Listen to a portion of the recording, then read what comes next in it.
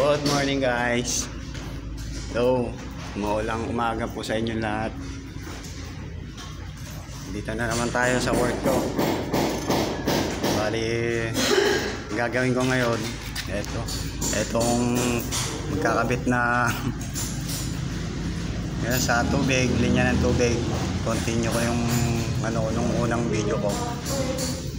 Yan. Kakabitan na natin. Ito na yung nakabit kong elbow na may thread. Yan yung lalagay dito na gripo.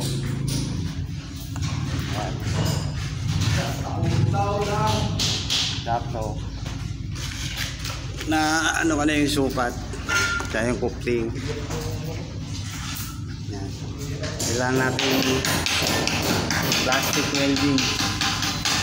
Yan kailangan yung tunaw. Para umikit yung ganito. Yan. Para may fix ng maigi, kailangan kasing tunawin yung plastic ng plastic molding. Kailangan mo tulo.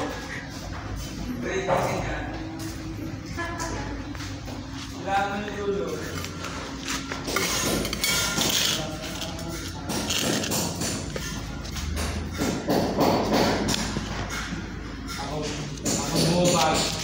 Ako bumabagay, kailangan mo tulog.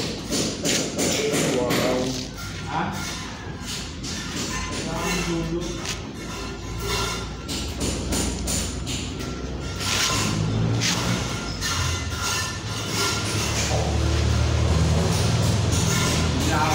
Kailangan tulog, papalo ka yung kurban. Oo. Iyano ko pa yan, yung spin ka pa yan. Hindi pa ito pinakawati ko yung taluan.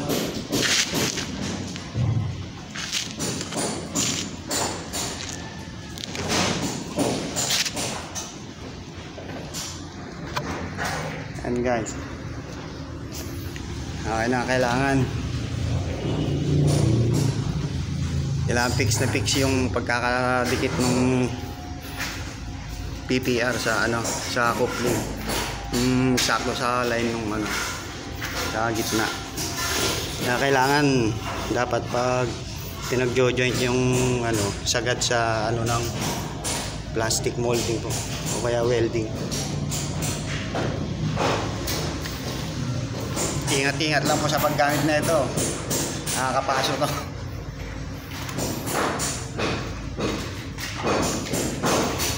Okay. Okay na tayo sa coupling. Next naman,